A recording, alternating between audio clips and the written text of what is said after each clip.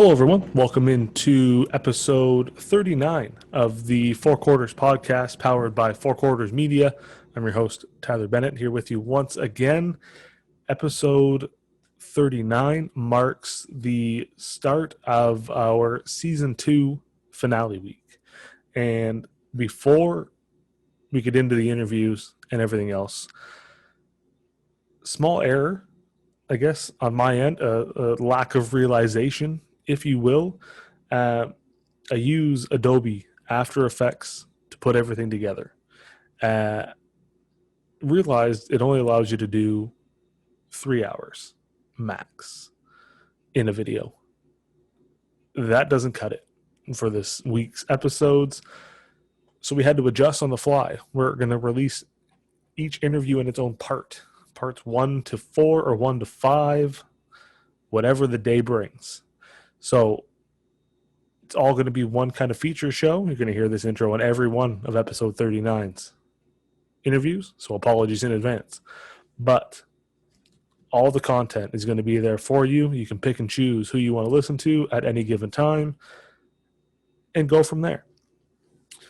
We started off on episode 39. We go with CCAA Men's Basketball Spotlight Show. On all 4 days this week, Monday to Thursday, we are going cross country, men's and women's basketball, talking to as many guests, as many coaches as we can. And on the men's basketball show today, 4 of the 5 leagues will be represented.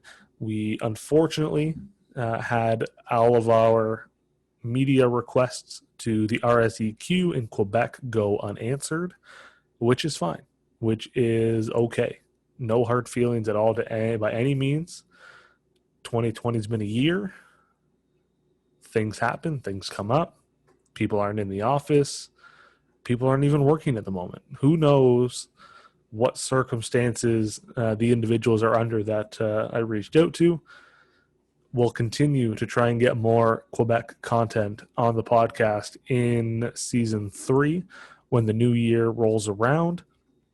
But still, 4 fantastic guests on the CCAA Men's Basketball Spotlight Show. And depending on which episode you're on right now, you're going to have a fantastic guest to listen to. In part 1, we start on the East Coast in the ACAA. We chat with St. Thomas Tommy's men's basketball head coach, John Hickey. We look at everything from his career coming back to St. Thomas. We look at the lengthy high school career he's had at Leo Hayes prior to returning to St. Thomas, where he was a student to start with and then came back to obviously coach the men's basketball program. We looked at his transition, how it's been taking over the program, and kind of what went into last season into his coaching approach and how he adjusted to life as a head coach at the collegiate level. If you're on part 2, you're going to hear from Lambton Lions men's basketball head coach James Grant from the OCAA, a person I work with either right next door or right down the hall, depending where we are on any given day. We look at the basketball community in Sarnia-Lambton, and we look at how over time and throughout history that's become more and more ingrained in generations of families all across the city and the county, for that matter. And we looked at what that means to Coach Grant, to the men's basketball program at Lambton, and Lambton College as a whole. And he started the interview with a unique arrival story of one Mike Lucier. And we talked about how Lucier went from one of the more unique entrances on day 1 of tryouts to closing his 5-year career as arguably one of the best to ever wear a Lambton jersey. So that was an interesting story. And then if you're on part 3 right now, you'll be hearing from Nate Ook's men's basketball head coach, Slav Kornick. Coach Slav and I, we discussed his journalism career, which followed his time at Nate as a student, similar career trajectory, if you will, as Coach Hickey out of St. Thomas.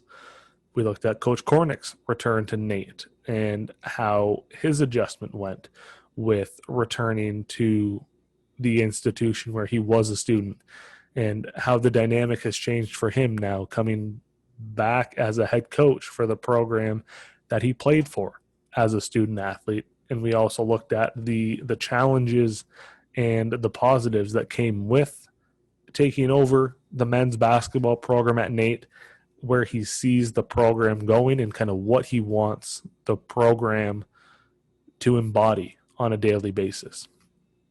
And then if you're on part 4, you're going to hear from our Pac West featured guest, head coach Cassidy Kannemeyer from the Capilano Blues. Coach Kannemeyer makes his return to the podcast. He was on back on June 8th as we opened season 2, actually. So it's been a few months since Coach Kannemeyer has been on the show. We had a lot of optimism the first time around that there would be some sort of 2019 or 2020-21 season, if you will. That's not the case anymore. So we can do a follow-up, if you will, with Coach Kannemeyer. We look at kind of what the last 5 months have been like for him, how things have gone with the team, with the recruiting class. They've announced more recruits since we last talked, so he gave us a rundown on all the new faces that the Blues have this year and just kind of what they're hoping for in the new year when it comes to workouts, to player development, to a new season in 2021-22.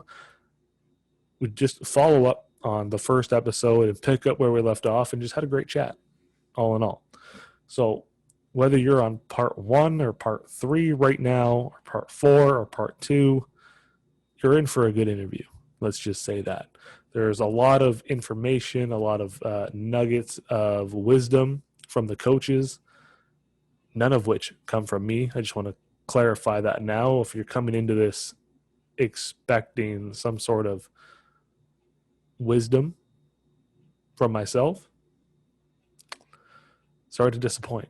You are here for the wrong reason, because I leave that to the trained professionals. But with that all said, let's jump right in to whatever part of episode 39 that you are on now, between myself and the guest listed on the subject line of this episode. Enjoy.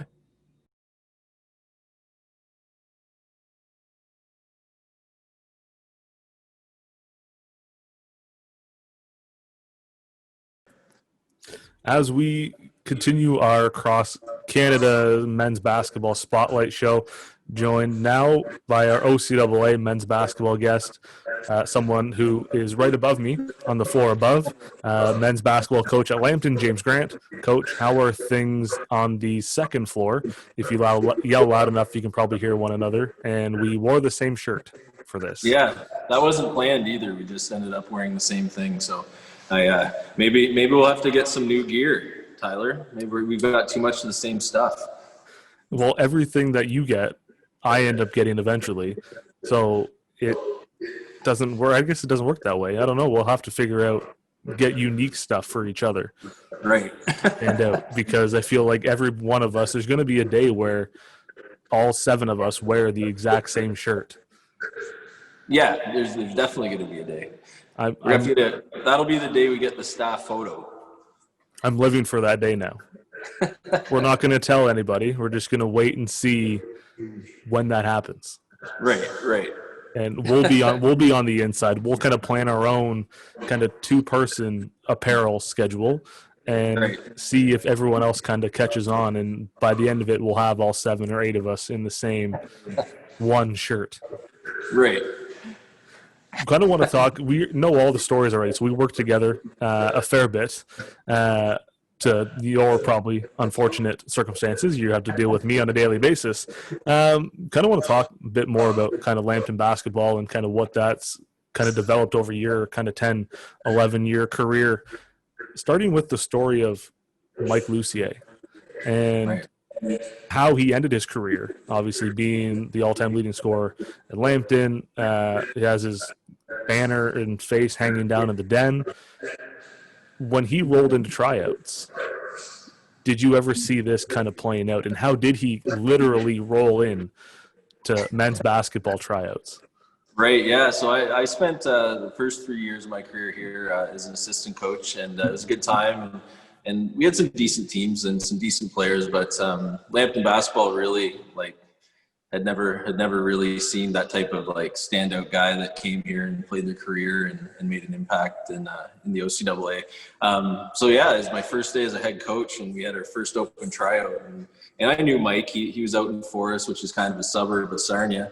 Yeah, I think he went 1-39 as a high school player at Forest High School, the Eagles. Had a couple hundred students there, and then I hear this like the team's in the gym. It's like five minutes of tryouts, and I hear this clicking down the hall outside the gym. And for those people that have been in our old gyms, it was pretty awful. But the hallway was no better. It was like a old tile hallway from the 70s, and you hear click, click, click, click.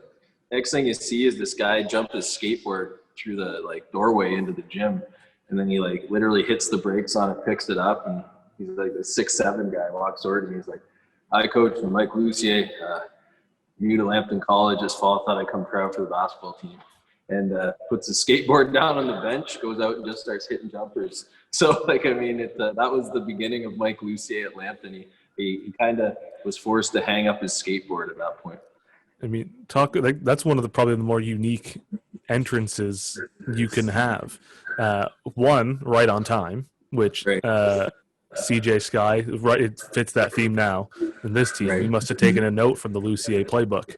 But when you see him roll in, obviously with his size and hitting jumpers, but still that kind of first introduction on a skateboard, did you ever see his career playing out the way it did, being arguably the best to ever wear a Lambton jersey? Right. I didn't. I honestly didn't. I knew that, like in the past, like I'm a Sarnia guy, so I'd always followed Lambton basketball, and there's a lot of local talented players that ended up at Lambton, and like they do their 2 years and they'd move on, or they get their CPET done in 3 and move into the plants. So to know that Mike would stay here for 5 years and get Lambton, have a major part in getting Lambton his first ever medal, and he's defensive player of the year in the West, in the OCAA, and like to see that he did that. I think the first semester he was here, no, but when he came up to me, I think it was in January of that first year, and he's like, "Hey, can I get a key to the old gym?" And we got him one, and then next thing you know, you're looking at the camera at 2 a.m. and he's shooting in the dark, right? So it's completely bought into being a basketball player and a good guy at that point, and the rest is history. We should have kept the skateboard for an eventual Hall of Fame. Like that was the vehicle to his success, literal vehicle to come be part of the team. Could you imagine just that skateboard kind of hanging wherever in the old gym?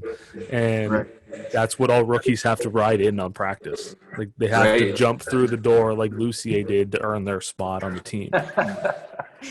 You'd have had to picture us being a successful program at that point. I guess there's a lot of moving parts to him getting us where we are, and like honestly, that you can connect him arriving on the scene to this nice facility we have right now, right? Without that type of success, and I mean, the $14 million they spent building this place we're sitting in right now may never happen, right? So, right.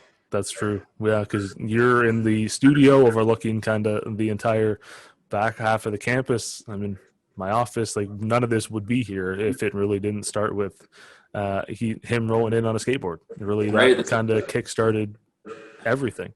Right. There's just another field out by Modeland Road, right, in Sarnia, Ontario. So it's an empty grassy patch with nothing here, and now you have this state-of-the-art 1,200 seat facility, which is fantastic, which we saw this year with the tournament and everything else. But you mentioned that bronze medal team, led by guys like Brandon Paget, first team All-Star, Lucier, first team All-Star. Paget led the league in scoring that year. Lucier, like you said, defensive player of the year. How good was that team? in your opinion? Yeah, that team was really good. Like it was a good team that had a lot of character guys that didn't play a lot, and without them, the practices wouldn't have been any good because we really ran five, 6 deep, right, in crunch time situations. So like Lucier went on to play pro, Brandon went on to play pro, Sean Hill went on to play pro, and I mean, it's a really, really good team full of people that cared about basketball. Jason Marshall would score 1,000 points in the OCAA before he was done, and it really was a really good team, and something that as a coach you learn a lot when you coach that type of team, and you always want the teams that come after that to strive to be the same type of people and players that team was. And how have those guys then kind of helped shape the program? Like, what did they kind of teach you as a coach that you kind of want to carry on, and what were some of the things that they kind of instilled in the program that you kind of still see living through to this day? Right. I think they really like grew the culture in this town when it comes to collegiate basketball. Like Sarnia's always been a basketball community in the sense that like St. Pat's High School, Northern High School, St. Clair High School, they've all had success and followings, and the people in the community were proud of it. And I think that when you got that group of people in, it kind of turned the eyes to Lambton a bit, because with prep schools coming on the scene, and then you had Quad A, and you saw Sarnia teams, it was getting harder and harder to compete with players leaving the community for different programs. So it was kind of a good timing and transition where those guys really grew the profile of our team in the community. I mean, we had great crowds, and Lambton basketball is something that people down here really, really know about. And I think that was the start of that. And it's helped us obviously with recruiting in players from elsewhere to come here and play as well. So it's not only outside, I guess you could say, but it's kind of given a belief within the walls of this place to people that sport can be competitive, and it's something that I think that the leadership at this school gives a lot of support to now. Right. And I think too, like with myself not being from Sarnia, like I didn't realize until I came out here, like how big basketball was out here, because I think on the surface you see the Sting, the Legionnaires, like you think it's hockey first, with the success with the Sarnia Braves baseball, which we'll get into after as well. I don't think people really realize how ingrained basketball is in the Sarnia-Lambton community, with like Leo Routen's coming back in the honorary chair for the tournament, and the Roca brothers, and everything else. I don't think people really realize and understand how big basketball actually is in the area. Right. And like Leo Routen's, I mean, I think it was in grade 8. Leo Routen's is in town running skills camps over at St. Pat's. I remember taking part in those, and with like the Roca brothers, like you said, like their dad Emilio was a top 10 all-time scorer at Fanshawe, right? Yep. But he was an OCAA legend, and they went on to have great careers, and like that's like the connections with Sarnia and basketball are just like through the roof, right? So it's always been a big part of the community, and I think that the fact that we are able to provide, like, look at that gym, like the last game of the season last year, like just packed, and that just really shows you what basketball's like here. And we've been to a few games at Northern too, just looking at different players and just for the heck of it, and they pack that place. And yeah, you can't get into high school games. Like, it's not going to be comfortable, like these big high school games here. So I mean, the bleachers themselves aren't that comfortable to begin with, so you might be better standing. But at the same time, like, it was packed, and like even parents from out of town, other teams coming in to support, like it's a big draw for people. And I mean, people want to see their friends succeed, but I mean, like, being from London myself, high school games weren't that big of a deal. Right. I didn't go, to be completely honest. I had better, like, really anything seemed like a better thing to do. And then you come here and there's really, everybody goes. Even if you have a kid playing or not, you want to go and be a part of the spectacle that is basketball in Sarnia. Yeah, basketball is the high school sport here, right? Yep. More people go to basketball games and football games. More people go to basketball games and hockey games. It's just it's the way it's developed. And like Sarnia's the type of community where you play basketball, and that's a generation of people that play, and then they have kids, and then they're right back at it. But now the parents are parents instead of the players, right? And Sarnia community where a lot of people make their way back here. They might not start their careers here, and they might have visions of being elsewhere, like Toronto or London. But a lot of people come back and live here, and it's a great place to live. So I think you see a lot of connections through like relatives and families, and it just works itself through.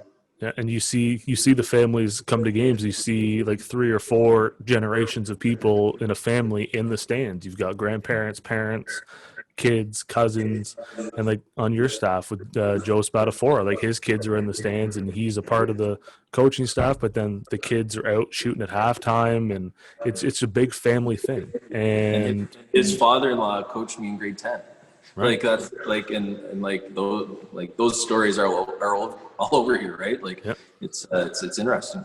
Yeah, like again, like on the surface, people see the Sting and it's the bigger draw because it's junior hockey, and people think that's what Sarnia is about. But really, basketball is so ingrained in the culture of Sarnia because of those bloodlines and the family connections and generations of players that, like you said, come back and they have families here, then they start playing the sport, and then they get back involved, and father-in-laws or who everyone's coaching. You have a connection. It's like that 6 degrees of separation, but it seems like basketball in here is like 2 or 3 degrees because you know someone who coached so-and-so and they coach you, and it's just one tight-knit community that I don't think people realize is as big and as significant as it is. Right. And it's interesting for the new players that come in too. Like you try to prepare them for what it's like to be out there walking around. So O-Team Bongaman and I went to Canadian Tire. I think it was like the first week of school. He asked if I could just give him a ride over. He wanted to look for some stuff. And we're walking through the store, and 2 young people run up and go, "Are you a new Lambton Lion?" And like he's just blown away. He didn't have any gear on or anything, right? They just ran up and asked him. They must have seen his picture on one of our social media sites or something. So it's interesting how they get that aspect of things too. Yeah, and they put a face to it, and then they associate, well, you obviously with Lambton basketball and baseball and the sports community. So they see you with someone, they automatically assume that it's a new Lion. And it's cool for these younger kids to be approached in public and kind of be recognized as a collegiate athlete, because probably in high school they weren't. They were just kind of another student. So for them now to see that there's those little eyeballs looking up to these athletes, it's kind of cool. Oh, it is cool, and it's good for me too, because with the eyes everywhere in the community, you know who's up to no good too. So right, that's true. People talk, and that information finds its way back real quick. And that's kind of the thing around here, right? They always wonder how things get found out so quick. So it's we'll keep those secrets to us though. We have our ways. That's all people need to know. We find out, and word travels. When you mentioned kind of guys like Paget, Lucier, and going pro. Most recently, Watts went over to Armenia. So that's 4 brands since 2016 that have gone pro. What does that say kind of about the program, about the opportunities that athletes can get from playing at a program like yours here? Yeah, I think that we play a program that fits the game in Europe. I think that it's a pretty good time to be playing at Lambton College, in the sense that you're going to play a system that can transfer over. I mean, like Watts, last week scored 31 in a game, and he's averaging a double, right? So, and this is a team, like he's full of U.S. players on his team. He's still a standout, right? So it's I think that we play a style that works with FIBA, and I think that people that come here, the main thing is the people that have been successful have taken the challenge of growing into men while they're here, and concentrating on more than just basketball. I mean, Jason was a spokesman around campus. Like, the school wanted to talk to a student about their opinion, they'd talk to him, and he'd be well spoken and he'd take it seriously. And there's always more at Lambton than just playing basketball. I think you have the ability to get involved in different aspects that can help round you out as a person and prepare you for the real world. And I think, basketball skills, we provide that, and we play a good style of play, but there's a lot of opportunity to grow outside of just being a basketball player as well. I hope Watts has gotten better at being on time for things. Yeah. Every morning, it's 5 minutes, 10 minutes late for class. Right. He's probably going to hear this and be like, this guy just killing me still every day. And then he'd turn into the office. I'm like, no, go to class. Right. And see me later. Hopefully, I don't know why. I don't know why. I just grilled him the entire time. Right. And it was kind of a give and take relationship, but I hope he's gotten on time. He has to be on time because, like, I heard those COVID check-ins. They want to get those out of the way. So right. He better be sure of that. I think with you seeing the 4 guys go pro from here are just kind of like the tip of the iceberg for, I think, the entire CCAA. And I think it kind of goes underappreciated or misunderstood that how well the leagues prepare you for pro, because there's only 30 teams in the NBA, 60 players get drafted a year. That's a pipeline dream when there's so many other pro opportunities. And with the CCAA playing a FIBA game, it really does prepare you much better to make that jump to playing professional overseas, which you see a lot of guys and girls do. And I think that's kind of not talked about enough, at how well the teams and the leagues prepare you to make that jump.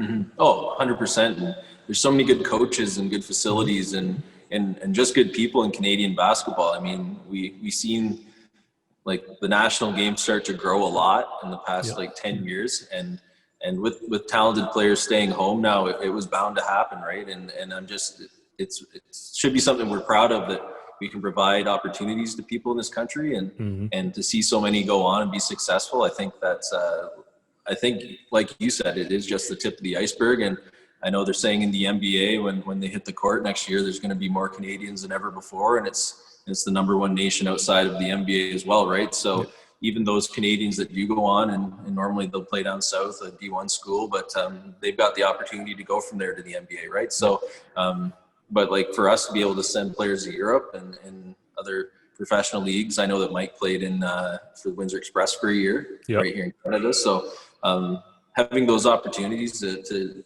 play the game you love and have the opportunities that you want to achieve, and it's just great all the way around. And I think it's one of those things that we don't talk about nearly enough, is these Canadian athletes going to play pro anywhere. I think even media-wise too, and we focus on the NBA, the G League, maybe the CEBL to a sense, but outside of North America, as soon as somebody leaves, it's kind of just forgotten. And I think we need to better promote that. We need to better celebrate the athletes that go play pro, because that is a big deal. That is a testament to how the Canadian game, like you said, has grown so much. We just kind of let it go. As soon as they leave the country, it's like, okay, well, they're not our problem anymore. We don't need to talk about them, because it's not the NBA, it's not the G League. I think we need to celebrate the Canadians everywhere, and moving from the CCAA, youth sports to wherever, it's only going to help grow our game too, and kind of make it more enticing for more of these top level athletes to stay home. And I don't think we're not going to get like an RJ Barrett to stay home. I think that's inevitable, but kind of that fringe, maybe mid to low major player may choose to stay at youth sports or CCAA because they get a better education, and then they can still make that jump to pro. And I think we need to celebrate that far more than we do. 100%. I'm with you 100% on that. And I think that the people that put the time into Canadian basketball here in this country, they deserve that credit for the work that they put into players. And it's hopefully something that we're going to see grow and grow and grow as we recognize the opportunities we do offer in this country. Right. I'm going to go off that a bit then, because I usually save it for the end, but we're on it now, so I'm going to ask it. Okay. It's what I ask everybody, to kind of just get different ideas from different parts of the country. You can say great things about me if you like in this question. I will allow that this time. But just how do we get more people kind of paying attention, talking about respecting men's and women's basketball in Canada? Because I think, again, like we just said, it's nowhere near where it should be. And while we're going the right way, I think there's still a lot of ground to make up. So kind of what ideas, suggestions, things would you like to see done to get that level of kind of coverage, respect, admiration around our game to where it should be? Right. I think like not to make you too incredibly sounding here, but incredible sounding, but I mean, this is the first thing you think of, right? Getting information about athletes, information about programs, like the service you provide to get this out there is really the vehicle that has to happen. Because at the end of the day, like in the United States, you have like Everybody right, doing it.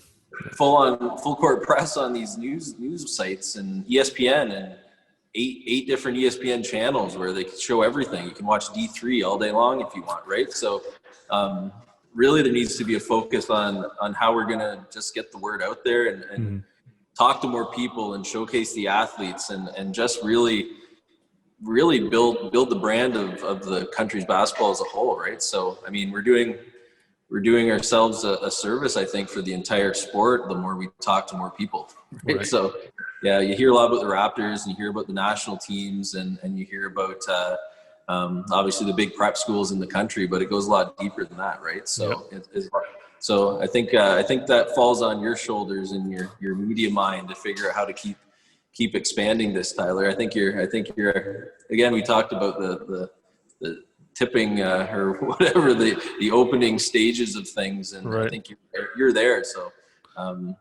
yeah, it's my thoughts. I'll e-transfer you the money for saying those good things after the fact. But I think too, like especially for the CCAA, like they're like you mentioned D3 in the States, you can find it on TV anywhere. You can find D2 on TV. You can find Division 1, and it's on news networks. It's on websites everywhere. The U Sports level, I think, it's further ahead, obviously, than CCAA. The CCAA doesn't get a sniff from national media at all. It's not represented on Sportsnet, TSN, websites at all, anywhere. But yeah, there's got to be a way to get it. More people need to kind of buy in and respect it and talk about it as much as we do down south, because we saw the NCAA start. We're recording this on Thursday, November 26th, and the NCAA started yesterday, and people were all over it, talking about it. There was games on TV all day in Canada. Majority of those schools don't have Canadians. I think there's 156 playing in Division 1. There's 360 schools, so you're averaging less than 2 a team. You're going to celebrate the teams that have no Canadians over your own country's programs that are 100%, like 95% Canadian.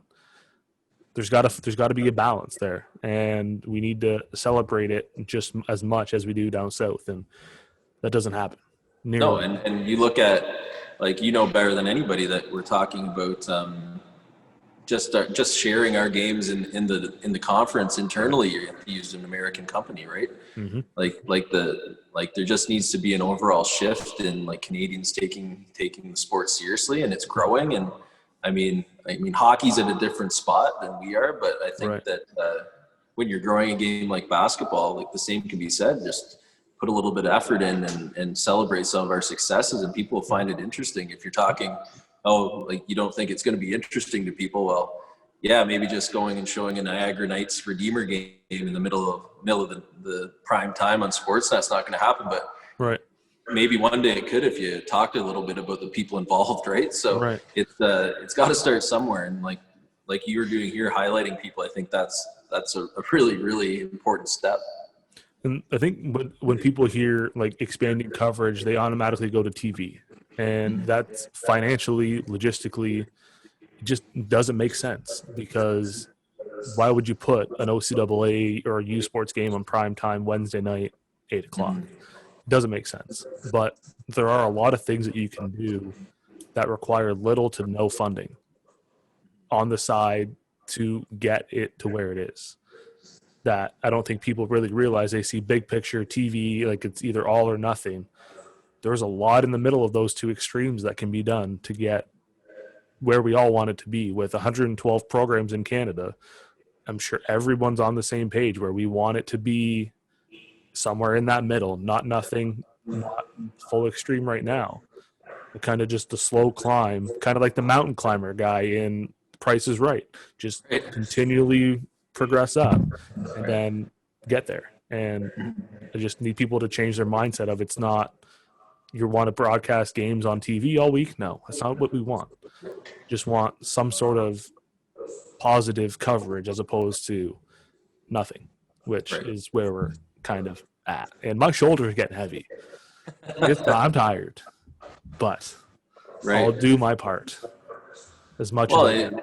and it's important, right? Like where we're starting now, like if anybody wanted to look at it like a blueprint for how to get started, I think they should just talk to you, right? I don't know if I have the blueprints. I just kind of write them as I go and make it up on the spot, because Right. as much, especially this year with COVID, as much as you can plan, doesn't happen. Right. It's a nightmare. It is. I got to ask about Watts a bit too, just because we talked with the other guys and just kind of what he's meant to the program. Like you said, the college needed somebody. They came to him. His face is still in our foyer 9 months after the tournament. His big grin that you see every day. Essentially the face of the program for the last year and a half, and closed his career with 40 points in senior night. Really couldn't have scripted an ending any better. Hosting the tournament as well. Just kind of what does he mean to you, both personally and to the program as a whole? Mm-hmm. And you know what, Watts stands out for a lot of reasons. He's overcome so much in his life, right, with battling autism and growing as a person and focusing on academics. And I know that Coach Flack at Sheridan probably isn't happy with me in that 40-point game, because I took that time out with us leading to get Jason off the court. But I think the community needed that, right? Like the community, Sarnia invested itself in Jason, and Jason is the type of guy that he stepped up and he accepted that, and he took it on. And he'd meet kids after games, and he'd go out in the community to high schools or work with people that needed support. And to know what he overcame to be successful, I know graduating was a big step for him, and took a lot of work, right? And he was in your office a lot, in my office a lot. Yep.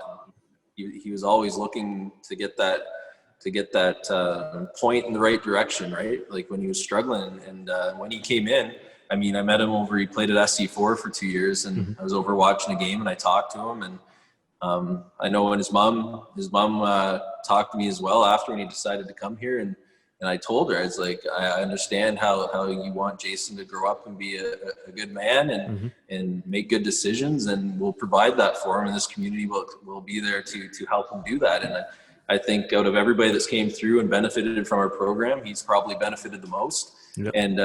And we've probably benefited the most from knowing him, right? Yep. So it's been a lot of give and take on both ends, and it was just like a pleasure all the way through knowing him. Yeah, I think just the positive attitude that he kind of carried. Obviously, he had his kind of like down days, but we all do. But he wasn't afraid to ask for help. He wasn't afraid to put himself in situations to grow as a player, as a person. He was in the gym anytime he had a chance to shoot. If he wasn't in class, he was in your office, my office, God knows who else's office on campus, just asking for help. Right. I think he lived and breathed Lambton for 3 years, and we kind of rode along with him because he did so much here that I don't think people realize. Like you said, the players meeting the kids after the game, going out in the community, just wearing the Lambton logo with as much pride as he did. And again, like people knew who he was in the community, whether you'd been to a game or not. You knew his face. And now to see him not only graduate but put in the work in a COVID environment where things shut down to earn himself a spot in Armenia, I think that's just a testament to his drive to be successful, given everything that, like you said, was kind of against him with autism and just making a move to a new country. He just shows his drive to be successful no matter what. Well, and talking to his mom about moving on to Armenia, like who'd have ever thought Jason Watts, when he started at Lambton College, would graduate, get on an airplane in Detroit to New York, fly to Qatar, fly to Armenia during on his own, no less, in a pandemic, and just like be so successful where he is. Yep. Like, he's just above and beyond anything I think he ever hoped for, to be in the situation he is right now, and just to know he's still down to earth, that he'll still just call you up out of the blue on Messenger and have a chat about the restaurant he's in, right? So he's like, Coach, literally out of the blue, he will just call you whenever he thinks you're free, and if you're not free, he's calling you anyways. Right. He called me one day when he was at work still, when he was still over here. He's like, I'm just opening up the restaurant. And I was like, what are you doing? Right. Go to work. And he's sitting there I'm resting on like a frozen chicken box as he's just walking around. Right. Yeah. And like even with COVID, how he went and worked at the hospital, right? Right. You helped him through COVID. Like, I remember he'd send you pictures all masked up in full coveralls and just trying to help his community. So that's the type of guy you have in Jason Watson. You can't help but like Jason, right?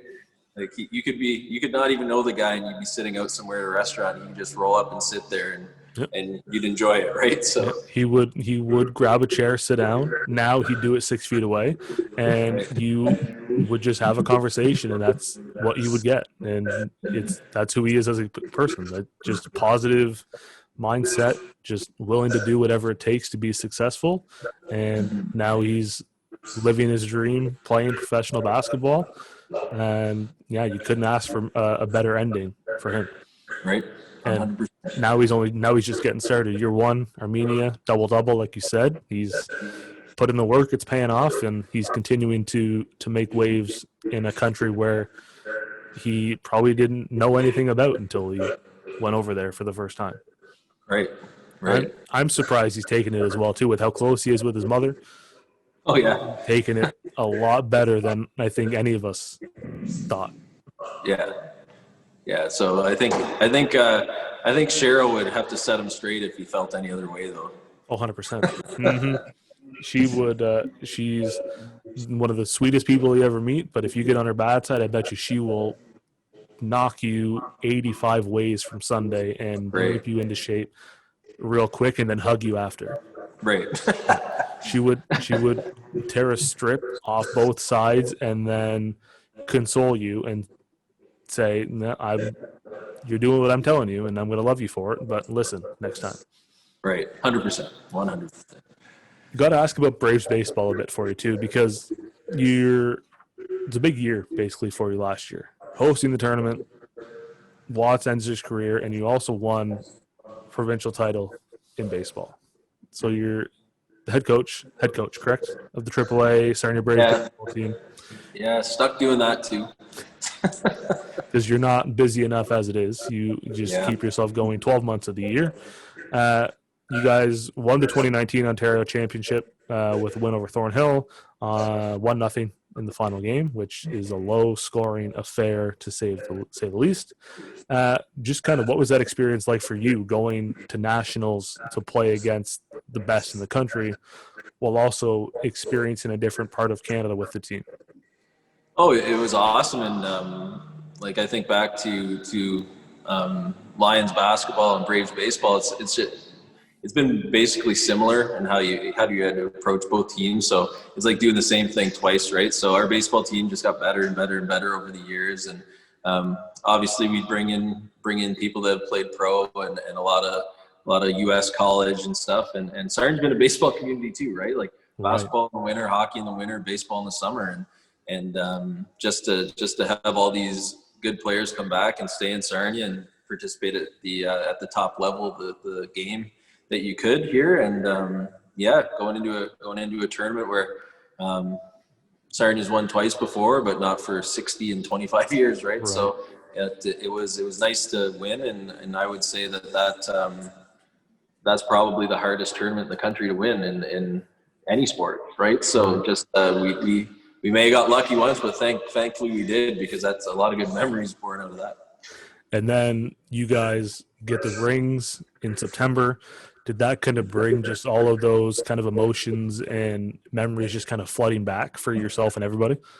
Oh, 100% it did, especially to win. And then we went into the winter break, obviously, and then COVID hit. So we hadn't even seen each other in months. And obviously we got out to get a game or two in with not our full squad, just to everyone's so spread out. But Right. yeah, it was good, and it's good for the community. And I think that growing baseball and it helps basketball and vice versa, right? Like if the Sting turn a winning team out, that's going to be better for all of us as well. So Right. Sarnia's on the border with the United States, and we have an American type feel when it comes to sports. And I know, like me personally as a coach, I'm not too connected to the same circles that a lot of the GTA coaches are, and they've known each other from growing up. So in baseball too, as in basketball, it's more of an outsider looking in, and it's nice when you can show that locally we can win the big one when we put our minds to it. So. And the field you guys play at too, Stan Slack Field at Russell, it's one of the nicest diamonds I think you'll find.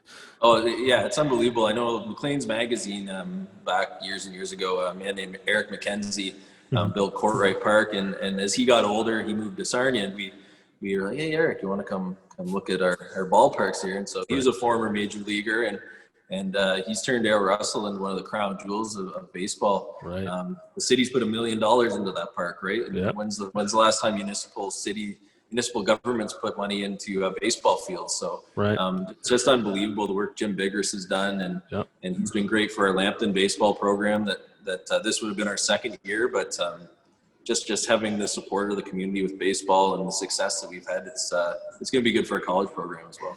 It's one of those diamonds that if you drive by, you don't really realize it's there because it's kind of in the middle of a subdivision for more or less, and it's across from like a public works building. Like I lived down the street from it, and I didn't realize it was there when I first moved in. And then you see it on the map, and I'm like, where the hell is this? Like it says it's like 500 meters this way, and I'm like, there's houses. But then you pull up and you go in those gates, you're like, this is a nice diamond. Like like, and then you said the money they've put in for the renovations, and it's just a fantastic little gem that's kind of hidden unless you're in the Sarnia baseball community. Then you pull up as a road team, you play here, and you're like, this isn't so bad. Like this is a nice field. Right. It's a credit to the community. And I mean, we talked about basketball being such a big part of Sarnia, but Braves baseball as well. Right. And Sarnia's doing the Sarnia-Lambton community, like this college included. I think you're seeing as a group, and I'm not sure when this became a thing, but the community has really got on board with sports development and trying to make this place like we're almost a standalone place, and geographically, right? You have to go through an hour through farmland to get here, either coming up from Windsor or coming from London, right? So we kind of bought into the idea that let's make this the best we can. Right. And because it is kind of it's a border city too, so you don't really come here thinking it's kind of like your sports destination. I think it's kind of overlooked a bit, like you said, with the basketball community kind of being as ingrained as it is, and the same arguments for baseball.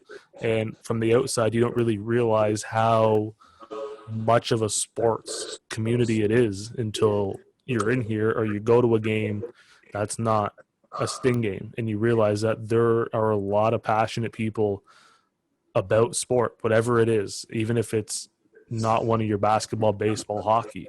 Like it's a big sports town that people don't really realize. Right. Yeah, you got the lacrosse community here, right? Right. That too. Taekwondo community, you have champions in every sector almost, and that's pretty well unheard of probably for a city our size. But Sarnia's the way it is for a reason, I guess. And new generations of the same families that have done things for years keep coming through. So hopefully we can keep that up. Which sport has more of your heart, basketball or baseball? Like when I finished high school, I was a basketball and baseball player, and decided to continue playing baseball and coaching basketball. I coached basketball my first year. When I came out of high school, I coached grade 8 club teams. I love coaching. I love the idea of it, but I think it's 50-50. I think baseball as a player, I was a little more committed, and as a coach, I think that's a little less. But as a coach, basketball for sure. If you were to say what sport do you like to coach best, basketball is the one for me. So I could only live as a 3-point shooter for so long in basketball, but you can be a little less athletic in baseball and still do pretty good for a lot of years. That's true. The guy who not that you can attest to. I'm not the most athletic person. Never was, never will be. Especially now, I'm lazy. I'm an office job guy.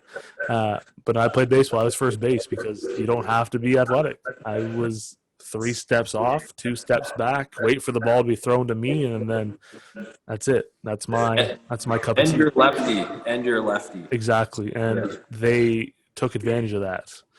And they made me pitch. And that was not fun. My arm is toast to this day. Right. But one more quick one for you then. When did you realize coaching was kind of for you then? Like, when did you realize that I want to coach basketball, baseball, whatever it is? Right. When did you realize coaching was what you wanted to do?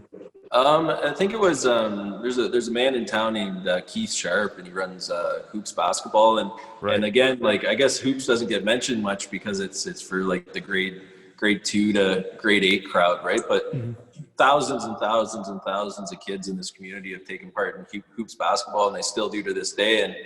And I graduated from St. Patrick's High School, and at the time, St. Chris and St. Pat's were separate. And Keith Sharp just asked me, he's like, hey, would you be interested in coming back and coaching like basically a hoops grade 8 travel team? And he's like, if you have the time. I was only an hour away from school, and so I said, yeah, I'd give it a shot, and it was good. It was great. Like, I love coaching, and I mean, on that first team I ever coached, you had Derek Druin, who becomes a Olympic medalist. You have Steve Brown, that wins a silver in the Canadian Collegiate Golf, and you got Eric Etheridge turns into a country music star, right? Jeez. They're all my grade 8 travel team, the first team I ever coached. So, Wow. It's just something that I like right off the bat. That's quite the little bit of star power on a team. I don't think many people realize that Eric Etheridge played grade 8 travel basketball before becoming a country music superstar. Oh, he could shoot. The kid could shoot. And a great kid too, but obviously it shows that I'm not a good basketball coach if they all went on to achieve other things. So, or you just show them that you just kind of push them to achieve their dreams, whatever it may be. Again, with everybody that comes through here, it's play basketball, but if you want to pursue something else, we'll help you get to where you want to go. And whether that's country music, high jump, track and field, cooking, whatever you want to do, we'll embrace it. We'll help you. But while you're here, you're going to enjoy your time. Any last words from you? Anything on Lambton basketball you want to shine light on? Any digs you want to take? Is John still in the window watching? John Farragher, he's out there somewhere. He's the bane of Tyler and my existence, but he did put 30 years into athletics here at Lambton, so mad respects for that. And he's enjoying the retired life, helping us out part time, so that's good. But as for the school, I just like, the school needs a lot of credit and leadership here because we're still going, right? We're in a pandemic, but like you were the architect behind phase 1 of our reopening here, and like, I'm looking over to the left here right now, and there's people in the gym shooting. There's students in there shooting, right? So to me, I think the big part and the best part about this place is their belief in athletics and their belief in the people that work here and taking care of our athletes. And couldn't be prouder about the place. I mean, it's been awesome to be able to keep on trucking through this pandemic. Yeah, and like, we're taking it day by day, like everyone else. Like, as what they give us, we'll take and kind of tailor it to how we're able to, and we're going to do it as safe as we can. But yeah, I think the leadership at not only our school but every school across the board, I don't think they get nearly the credit they deserve for making these decisions and making sure everybody is as safe as they can be. Because I think people see the end result and be like, yeah, like the gym's closed or whatever this is. They just see that end result. They don't see the agony and the conversations of why people wanted to keep it open versus why we can't. And I don't think they get the level of respect and appreciation that they deserve across the board for all the work they put in, especially now because nobody knows how to deal with a pandemic. Right. Just nothing we thought would actually happen in 2020. But here we are, month 9, still looking for some light at the end of the tunnel, which it's hard to see. Right. And John Farragher, I think, is responsible for more than a few gray hairs on my head, but that is makes it as entertaining as it always is with Right. everyone here on staff. Right. And we all give it our best, right, Ty? It's all we can do. It's all we can do. We get frustrated sometimes, then that's usually me, and I just close my door and hide. And then someone opens it and presses buttons, and we forget it all, and we keep moving on. Right. I want to thank you for doing this, taking time out of your day. I know I'll see you as you walk down the stairs past the office door. Anytime you want to do this again, you know where to find me, down the hall or right next door. And Okay. we'll do it again. All right. Thanks a lot, Tyler. And Cheers. have a good rest of your interview series here with the other folks around the country. I appreciate that.